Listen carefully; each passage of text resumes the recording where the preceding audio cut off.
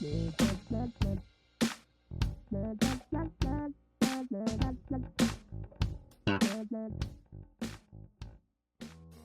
how's it going, everyone? My name's Jimmy, and welcome back to That's What I Call Soccer.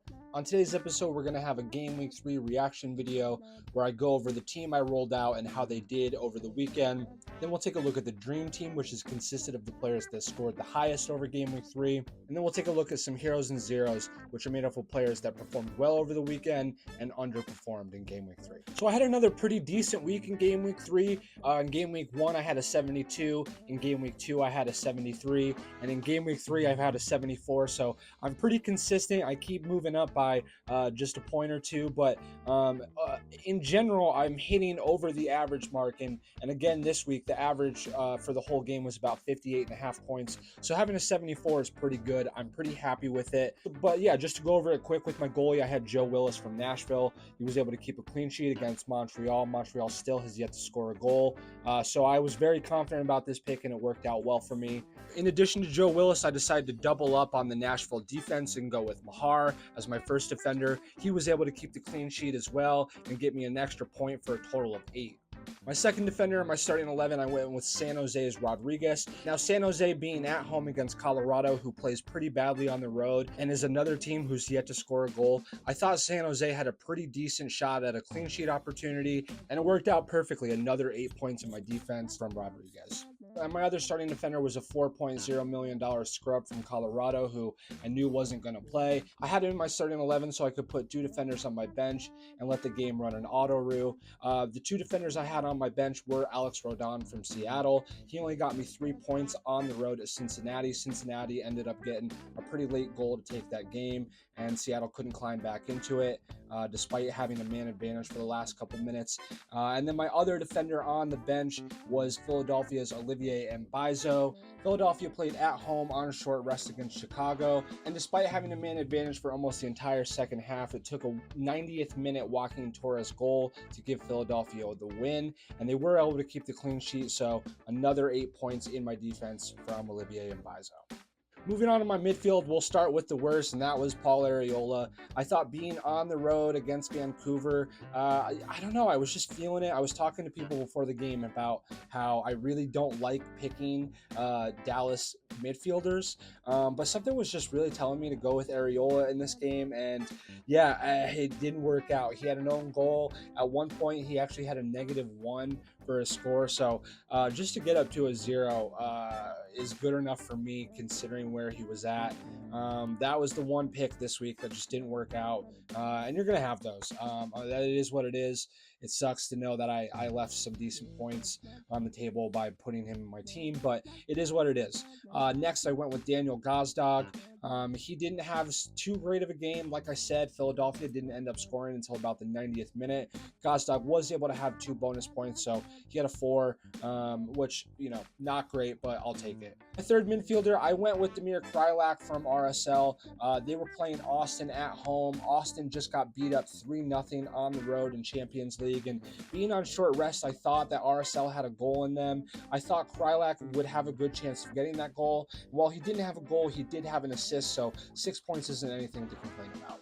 Next, we've got Edward Levin from St. Louis. He was only $8 million, so he was on the cheaper end of things, save you some money. And St. Louis is just on a roll. They've got wins in each of their 3 first games, and I think Levin is going to be one of those people that continues to contribute for St. Louis. So yeah, 7 points for him. Decent night.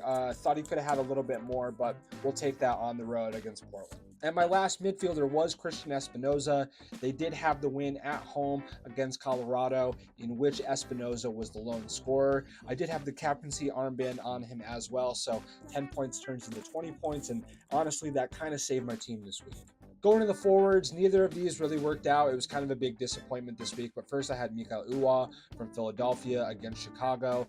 He didn't play the entire game, which I thought he was going to, having had rest in Champions League, but it's just not working out for him on the score sheet quite yet this season. He did have a good performance in Champions League midweek last night, where he had a good assist late in the game. But yeah, he's just not getting on the score sheet right now, which is pretty disappointing. And then my other forward was Jeremy Ebobisse. As I said, said, San Jose did get the win, but the lone scorer was Christian Espinoza. Jeremy Ebobisse still got me a 4, so it's not too bad, but he's someone that scores goals and quite often, and I was really kind of banking on him to score at home against a Colorado team who Colorado's not a great team overall, but I think they're okay defensively. Yarborough has the ability to keep them in games, and just 4 points from Ebobisse. And then on my bench, my other goalkeeper that I had was Jonathan Sirois from Montreal. Obviously, him playing against Nashville, I wasn't ever considering starting Sirois, but him only being $4 million, I thought having him on my bench being a starting goalkeeper, maybe see some price rise out of him. I thought it was a good idea and a good way to save money and hopefully see some price rise. And then my only other player that we haven't talked about was Orlando's Gonzalez. Just another guy who was $4 million and I thought would get some decent minutes. He didn't get as many as I thought he would with just all the rotation with them being in Champions League and playing against Tigres. So a 1 was a little bit disappointing. I was hoping he could get a bonus point and play the whole game, maybe get a 2 or a 3. But yeah, it is what it is. We got a 74 for the week, which isn't bad. I thought it could have been a little bit better. But we're playing okay so far. So with those 74 points in game week 3, that brings me to a total of 219 points overall, which, as I said before, has got me at 1,123rd place out of just about 14,500 people. And in the Union League, I've moved up to 52nd overall out of just about 650 people. So we're doing okay. I think I'm still about 41 points or so off the Champions League spot. But if I keep continuing to hit above those averages, and if I can nail down some more captaincy picks, I think I have a pretty decent shot at making Champions League. And if not, I've still got the 3 other windows to qualify. So I'm not stressing yet. Just got to keep building and keep having good weeks. So taking a look at the dream team, in goal, we've got LA Galaxy's Jonathan Bond with 12 points. They were on the road to Sporting Kansas City, and Sporting Kansas City has yet to score. So if you had Bond in your lineup this week, that was a really good shout. He had the clean sheet and had quite a few bonus points as well with, I think he had like 8 or 9 saves or something like that. So 12 points overall is a great score from Jonathan Bond this week. In defense, we have 2 SKC defenders in Fontes and Valader. Both of them had 11 points with their respective clean sheets. Next, we have FC Cincinnati's Barrial. He had a clean sheet and 10 points as well. And wrapping up the defense, the player that had the most points in game week 3, Caleb Wiley from Atlanta. He's only $5 million as a defender and is kind of playing as a forward right now. And he was able to have 2 goals, an assist, and get credited for that clean sheet as well. So 21 points overall for Caleb Wiley with the captaincy armband for a total of 42 points in game week 3. Moving on in the midfield, we got DC United's Chris Durkin. DC was hosting Orlando this week, who was on rotation, being in Champions League, but Chris Durkin was able to contribute a goal for a total of 11 points. Next, we have Atlanta United's Thiago Almada. Atlanta were on the road at Charlotte this week and just put an absolute beat down on Charlotte. And once again, Thiago Almada was right in the middle of all the action. He didn't have a goal this week, but he did have an assist, get a clean sheet point, and have a bunch of bonus points as well for a total of 11.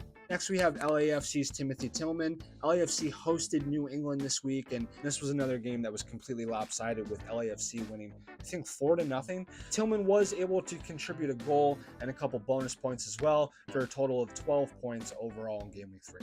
And lastly, in the midfield, we have Austin FC's Owen Wolff. Owen Wolff scoring his first career MLS goal on the road at RSL. He also tacked on an assist and a few bonus points for a total of 13 points overall in game week 3. And to wrap up the dream team with the forwards, you've got 2 LAFC boys with Dennis Bouanga and Bruyck. Between the 2 of them, they had 3 goals and an assist in this game against New England. Bouanga having a total of 19 points and Bruyck having 9 points of his own, which brings the game week 3 dream team to a total of 161 points overall. All right, so we're not going to talk about all of these. We're going to just pick a few from each category so we can get through them quick. But for the Game Week 3 zeros, we'll start with the goalkeepers. At number 3, we're going to start with Georgi Petrovic. He was an $8 million goalkeeper and owned by about 8% of the game last week. And he did have 8 saves, but LAFC was able to put up 4 goals. Really tough game for him. He was the only thing keeping New England from losing by 7 or 8 goals, to be completely honest. But yeah, just 3 points overall this week. Pretty disappointing week from Petrovic. At number 2, we've got Seattle's Stefan Fry. Now, he was on the road to FC Cincinnati, which, to be fair, is a pretty hard matchup. But before this game, Seattle had yet to let up a goal. So I think a lot of people were expecting Fry to have another clean sheet. So yeah, just the 2 points this week. It's a little frustrating. Again, I don't like talking about injured players in the zeros list, but if you're talking about things from a fantasy perspective, a player who's owned by almost 19% of the game, only getting 1 point, is really hard and really disappointing for managers. So again, it's nothing about Andre Blake or his performance. I hope he gets well soon. Obviously, I'm a Philadelphia fan, so I would like him to get healthy as soon as possible. But from a fantasy perspective this week, a 1-pointer from arguably the best goalie in the league is disappointing. So he's got to be the number 1 this week. Moving on to defenders, at number 3, we've got Inter Miami's Sergei Kristoff, who's been off to a really, really great start. Miami, I don't think, had let in a goal up until this game. And unfortunately, in this game, the only goal that was scored was an own goal. It wasn't Kristoff who had that own goal, so it wasn't necessarily his fault. But being 6% owned and only getting 1 point has got to hurt for managers this week. At number 2, we've got New England's Brandon Bye. New England was on the road to LAFC, and we know how that turned out. For a $7.5 million defender that's owned by almost 7% of the game, a 1-pointer is harsh. So I'm feeling for Brandon Bye owners this week. I stayed away from that game defensively, just feel sorry for Brandon Bye owners this week. And the number 1 zeros from the defense, we got Zuparic from Portland.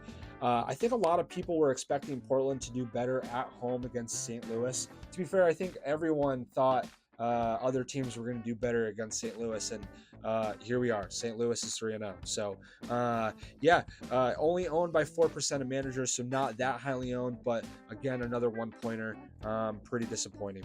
In the midfielders, again, I hate talking about injured players in this category, but we've got to go with Carlos Hill. He's a $9.5 million player. We know he's one of the best midfielders in the game. He was owned by just about 10% of managers, and he didn't start due to some nagging injuries that he had. They wanted to be cautious with him, and for some reason, they put him in when the game was like 3 or 4-0, and he reactivated that injury. So he looked really, really frustrated. I think his fantasy managers can sympathize with him this week, only getting 1 point. That's probably not as equally frustrating, but it's frustrating. Number 2, we've got Portland's Evander. This guy was really highly talked about coming into the season. He's $8.6 million and was owned by just about 10% of managers. I'm not sure if he had an injury that kept him from starting, that Portland just kept on the DL. But he didn't start, and he actually had to come onto the game relatively early for an injured player. And still, I don't think the guy made it to the 65th minute. I really am not sure what's going on with him. He hasn't looked great. Maybe he is battling some injuries, so maybe I shouldn't be as harsh on him. But a 1-pointer's got to earn you the number 2 spot.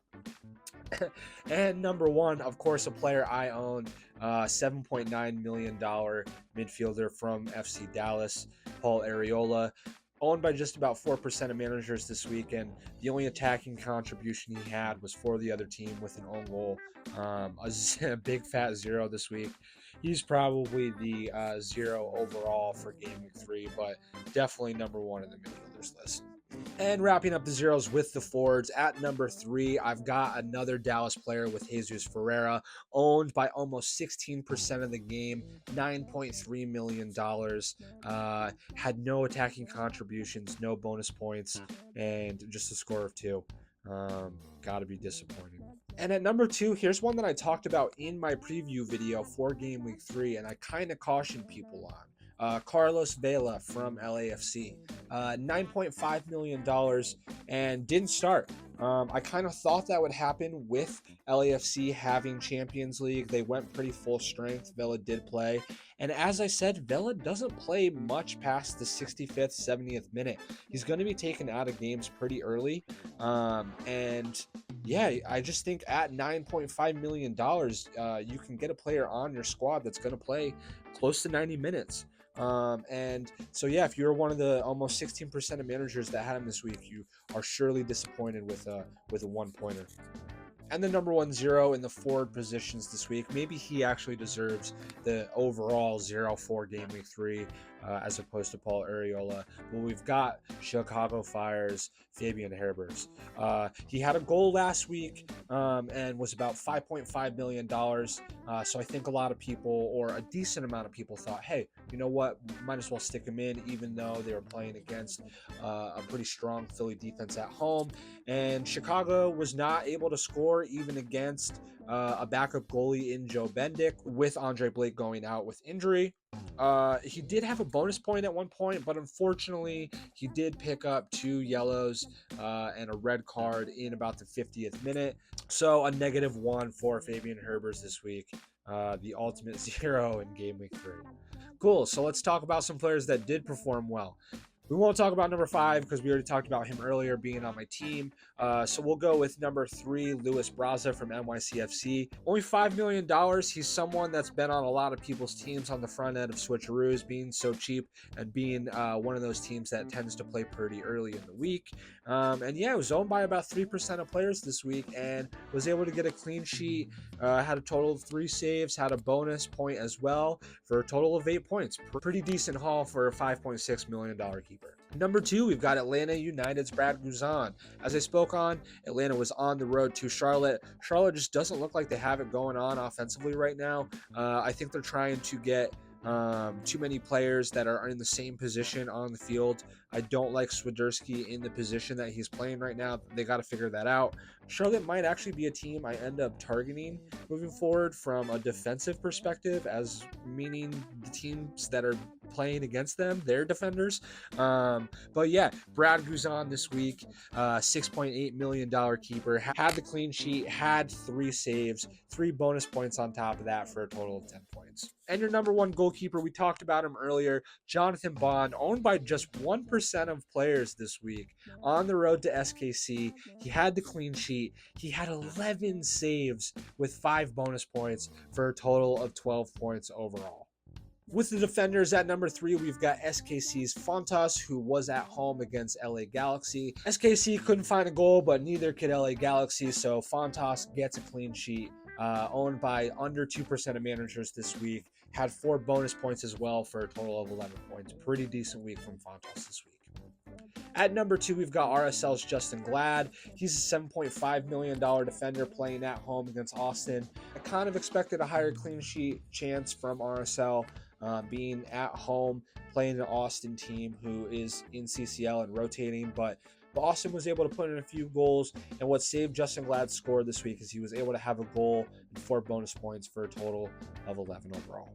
And number 1, we talked about him earlier, a $5.0 million defender from Atlanta United, Caleb Wiley.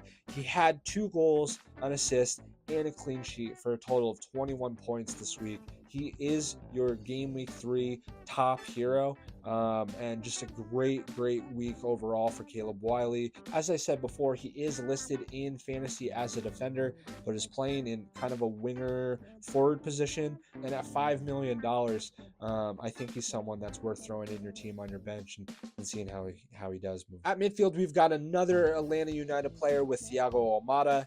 Thiago Almada was owned by about 21% of managers this week, really highly owned. I had him in my team solely because I didn't want to see him do well and see all the other people in the game get those points without me getting those points. While he didn't have a goal, he did have an assist and 6 bonus points for a total of 11 points. You can't really complain with that. Number 2, we talked about him already, but Timothy Tillman from LAFC, someone that was owned by less than 1% of managers, only being $7.2 million, pretty value pick, and was able to have a goal and 5 bonus points on top of that for a total of 12 points. And again, we talked about him in the Dream Team, but your number 1 midfielder from the week, Austin FC's Owen Wolff. Absolute beauty for his first career MLS goal. A goal, an assist, and 3 bonus points for Owen Wolff. Saw him have 13 points overall to be the number 1 midfielder hero of the week. And with the forwards, we're going to talk about 3 players we haven't already talked about. So starting at number 5, Toronto's DeAndre Kerr. DeAndre Kerr is someone I had in my lineup in either game week 1 or game week 2. He didn't play in that game week, but he started in game week 3 and ended up having a goal for 7 points. He's only $4.5 million, so if he's going to continue to start, he might be someone I throw on my bench and see how he does. Pretty good week from DeAndre Kerr. Next, we'll talk about number 4 from FC Cincinnati. We've got Brenner, who gets off the mark with his first goal of the year. He wasn't very highly owned, having not scored so far this year. So if you had him, he was a pretty good differential this week. He did have a bonus point as well for a total of 8 points. And the last forward to talk about, someone I kind of ripped into last week, was Luis Araujo from Atlanta United.